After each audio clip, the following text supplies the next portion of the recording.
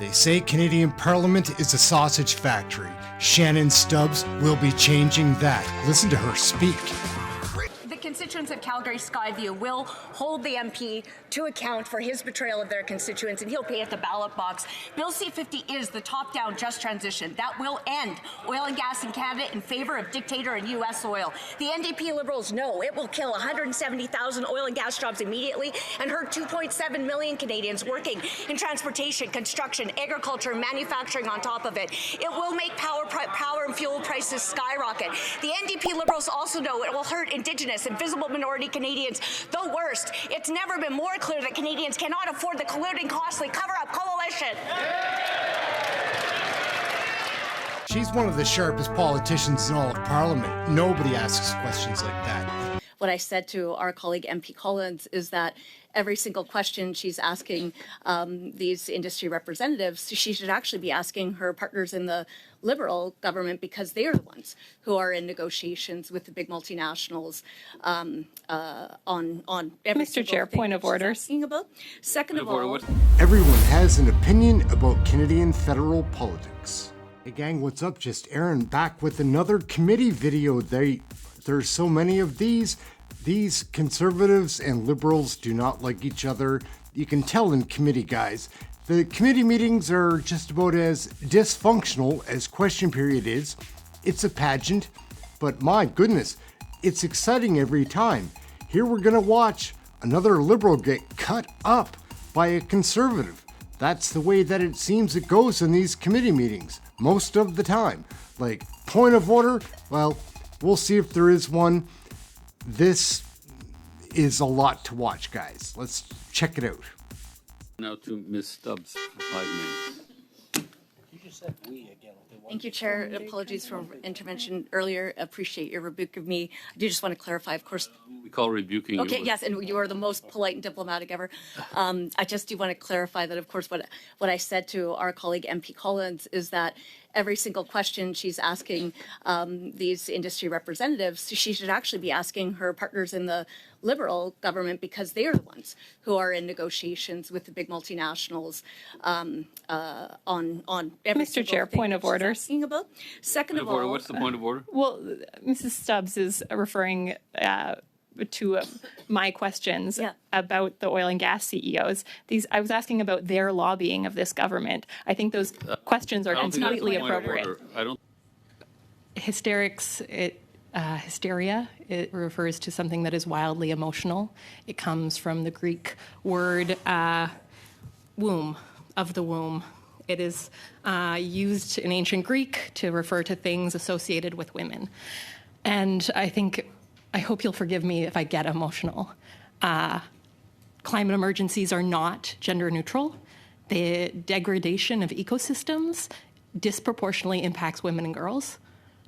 And I am wildly emotional. I think it's a point of order, so we'll resume.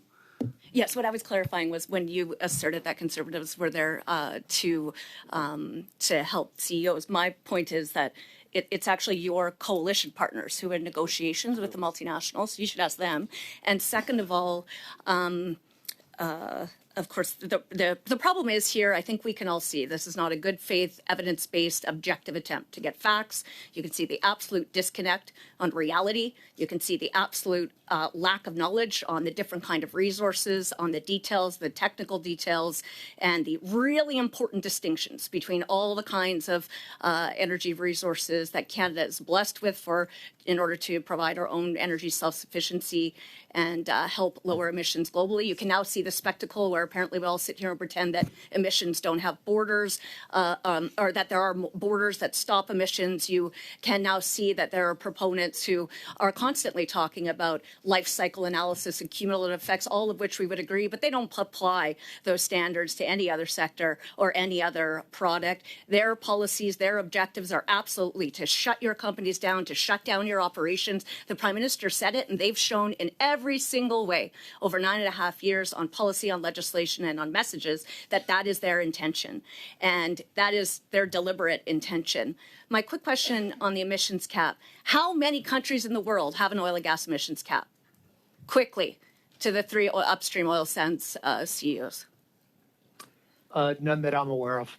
Correct. That's it. I don't need to go to the yeah, the answer is 0. The reason is, of course, because of this issue around competitiveness, because there's no developed country in their right mind, depending on energy development and resources, who would implement that policy on themselves. I thank our Liberal colleagues for making it clear that the emissions cap is an intended production cap, which is provincial jurisdiction and is designed to kill jobs, businesses, and all of the work of Indigenous communities and Métis settlements, almost 30 that between my colleague and I, we represent in the communities where these operations are, who are among the for decades, the highest capacity, the wealthiest First Nations and Métis settlements in the entire country, who have been funding their own source revenue for their own communities out of their energy operations, and are absolutely going to be crushed, including all of the workers and all of the people that we represent, by the collusion between anti-energy activists, politicians, public policymakers, and frankly, if it is the case, any kind of rent-seeking oligopoly collusion between big government and big corporations. I would say this: there cannot be a shadow of a doubt if you actually listen to the words of our leader, PIERRE POILIEVRE. He said corporatist Canada will not have a free ride with Conservatives. He said, if he has said, if there continues to be footsie with anti-resource, anti-private sector, anti-energy activists, politicians, and public policy, we will always get that kind of result. And it's very clear after 9.5 years. This is how stark the issue is. Here's the truth. In 2014, there was over $5 billion more investment in Canada from the U.S. than from Canada to the U.S. Here's the reality after 9.5 years, in 2022, there was over $460 billion more investment in the U.S. from Canada than in Canada from the U.S. It is very clear that this anti-energy, anti-resource, anti-private sector, anti-capitalist, top-down central planning, economic command and control agenda, that is what this is all about. The consequences are catastrophic for the public interest of Canadians. We are here to fight for them, to represent them, not to be accountable to CEOs or to big companies. That's what Conservatives are fighting for, because we represent the people and the communities and the First Nations and the Métis people, and the 90% of oil and gas companies in Canada that have fewer than 100 employees, because they're all small businesses. And you know what they all depend on? They all depend on the project and the businesses from your companies, and that's the truth about how all of this Okay, we'll have to go to works. Mr. Weiler now. Everyone has an opinion about Canadian federal politics. So we're gonna wrap it up right there. What a crazy all these committee videos, guys. They are wild and crazy. They're fun to watch. Like, if you're an interested Canadian in federal politics, it's happening right here in committee all the time. We bring you as many videos as we can. Like, subscribe, share, get notified. We do a live show. It's fun. Come check that out. Check out one of the other videos that are floating around. That's gonna be fun too. That's it. Thank you for watching this one. We'll catch you at the next committee video. There's always something interesting to share as we learn about Canadian federal politics. Catch you next video.